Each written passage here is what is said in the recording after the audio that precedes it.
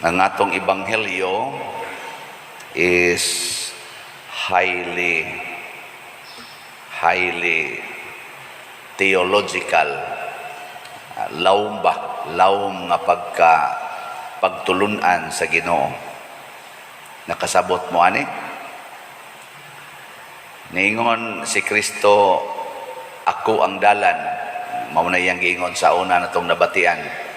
Nya ang muari kanako iya ko nung hatagan og kinabuhi nga way katapusan. Karon iyang giingon diri, walay muari kanako gawas kon siya sa gingon niya diri, gawas kon ang amahan nga nagpadala kanako magdani kaniya. Sa ato pa kinsa may nauna, si Kristo o ang amahan? Kisay nauna ba nga ni sa atong kinabuhi, si Kristo o ang amahan?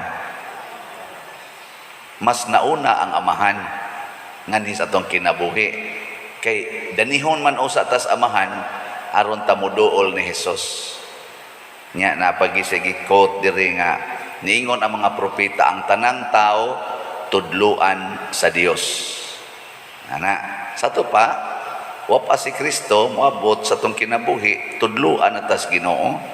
Nya ang mamati sa amahan ug makakat-on kaniya muari kanako mo na ingong Kristo.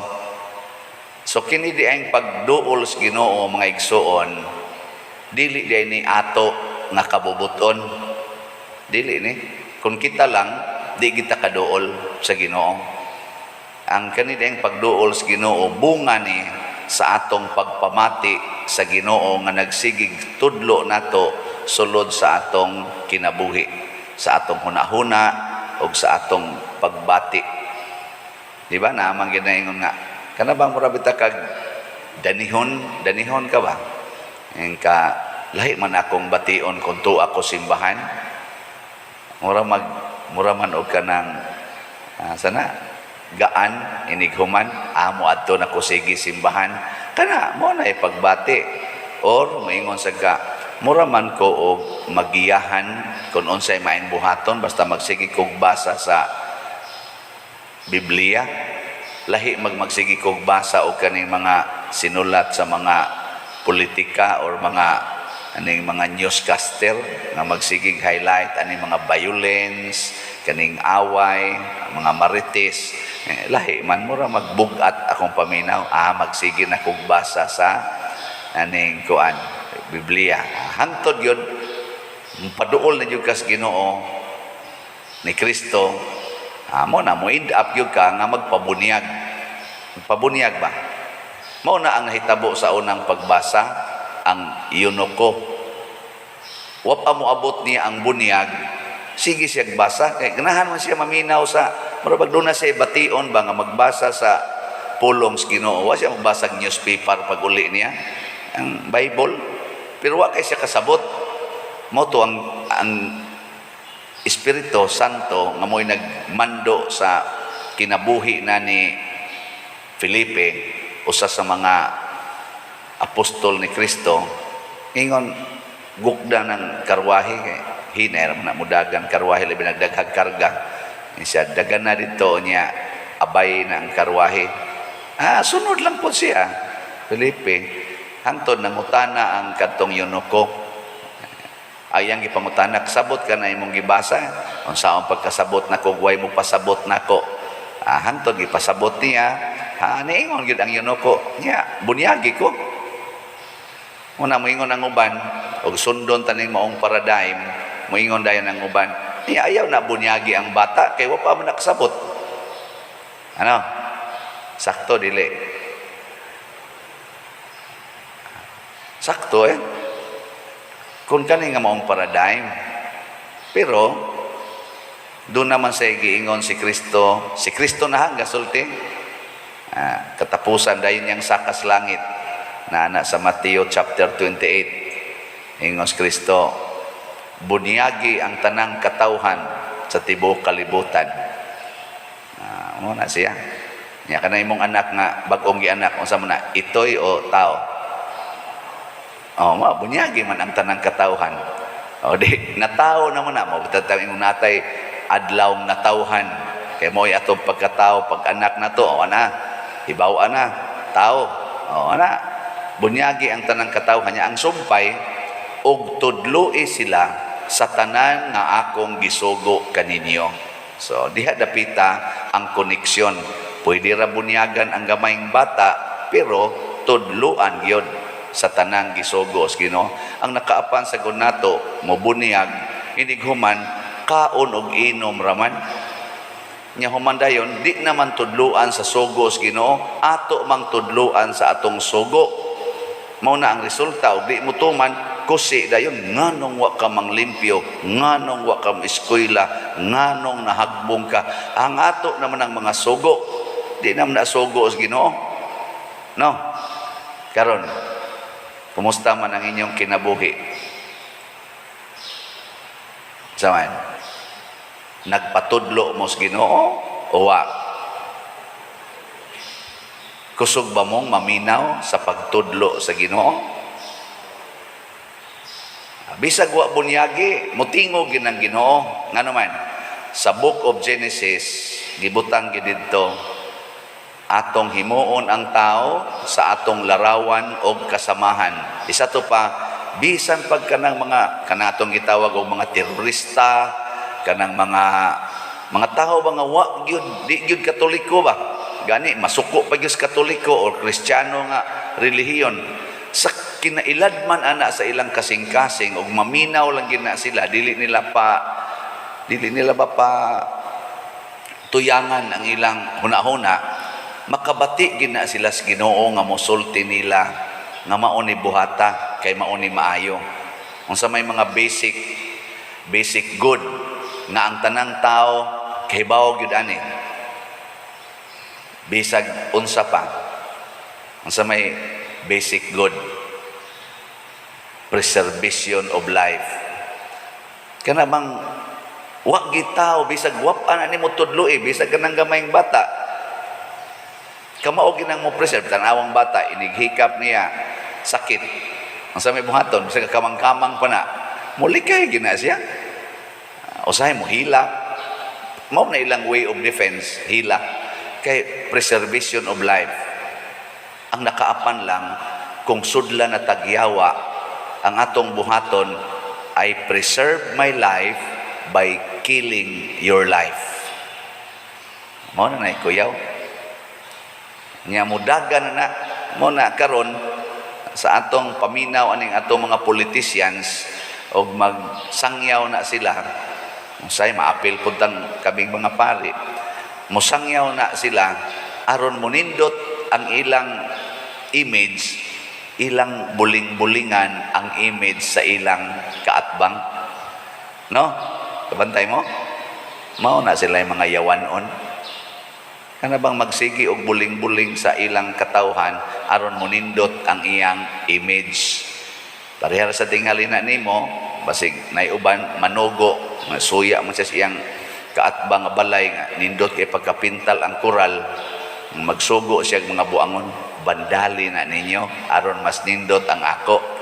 Wala wiris-wirisan din dito sa mga buangon o kanang sana kanang pintal siritan, habati na kayo yang kural, ang imo na mo nindot naamtana, di ba? Natay kinaiya kanang gitawag nato sa Pilipino og crab mentality. Na kana bang kabyunan ti ka para patas ta, libakon ti ka aron patas ta. Na kana padersyano may kay na mo baligyag slat gibulsa man niya. Ano? Yatuo de kag naanas project. Oy, kawatan na padersyano. Pila ka na kamilyon ang gikawat ana diha nang kolekta. No? Ana. Haron mabati. Niya sa may buhaton. Og naay mo murag mo kabyo nato sa may atong buhaton. Muadto ta ni Kristo. Mao na nang panahon na nga si Kristo mopakita nato sa iyang tinuod nga gahom. Una si Felipe Nilikay siya sa kadtong mga tao nga buot mo patay niya dito sa Jerusalem, pero nagsunod siya sa Espiritu Santo. Unya kay nagsunod man siya sa Espiritu Santo, ang nahitabo naghimo siya, padayon siyang naghimo sa gusto sa Ginoo. Na murabag ang iyang kahadlok nga likay siya dito sa preservation of life man. Likay siya dito pero wa siya mahadlok nga mupadayon sa pagbuhat sa buhat sa Ginoo. Munang ako nang balik-balikon kining mga magtiayon ang kuan gyud ang ato gyung ma-appreciate anang inyong kinabuhi kana gyung moingon sa kasakit o sa kalipay, di ba? Ana sa kahamugaway o sa kapitos sa panangusa sa sakit o sa maayong panglawas hangtod ang kamatayon mubulag kanato. Mao na padayon yun. Dili rason nga gisakitan ko, di na kong padayon. Ug mao na ang giingon ni Kristo, ang mukaon kanako may kinabuhing way katapusan, ug ang akong ipakaon mao ang akong unod. Kani tulog karon kay ni tanan ang iyang ipakaon, ang iyang unod. Ang atong common interpretation ana kitang mga Katoliko kay bawo naman taron tungod kay ana man tay sakramento, ang kaning pagkalawat nita lawas ni Kristo unsay tubag kusga. Mao na siya nya kaon din ka abot sa gawas libak dayon. Unayon paglibak ang nagmisa. Asahan, mo na inyong gibuhat, dili. Dili. Nigabot sa balay, wap agani ka pamahaw, gayaw-yaw na. Ngadtos mga anak, mga apo. Mo na inyong gibuhat. Wala na mo tingog, ay. Mauna, ang tinuod ang pagkaon sa Ginoo, ang tinuod mga pagkaon, dili ang pag-ingon lang amin. Naingon Biyas Kristo, ang akong unod, flesh.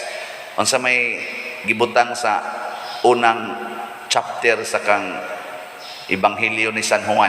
Kani chapter, kuan man ni? Chapter 6. Ang chapter 1, niingon si San Juan, ug ang pulong na himong tao. Sa in English na siya, giingon pagsulti, and the word became flesh.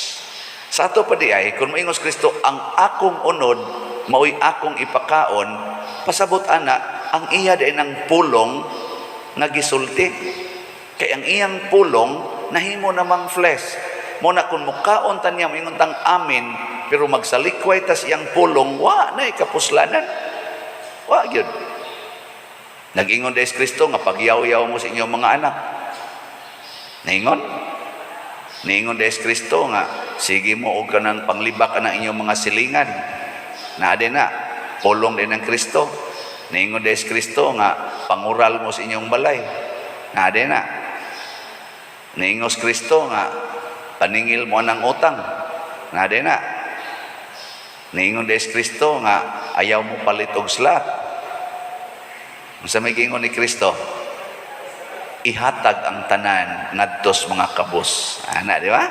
Unya kaya nga tong simbahan karon kabos man kaayo na kinahanglan man og 50,000 kaslats.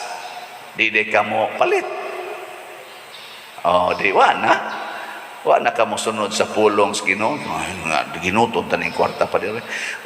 Ang pulong sa Ginoo ning Ginoo hatag gid tanan. Ikaw niya, mamatay ko kay wa ko'y kaon.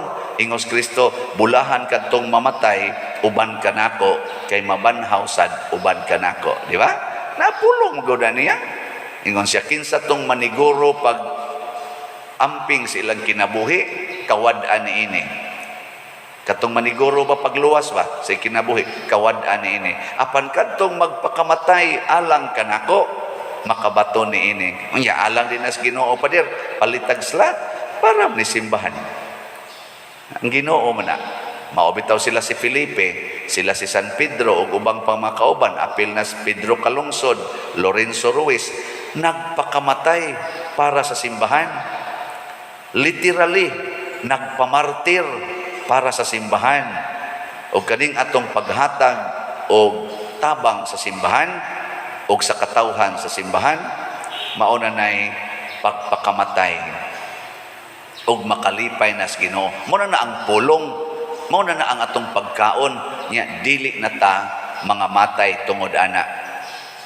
Tanawa ni Rong na naggubat sa ilang mga pulong, nagpinatyanay, tanawang mga naong di na magtinagdanay. No? Mayroon man kong gitutukan, so hunong na lang ko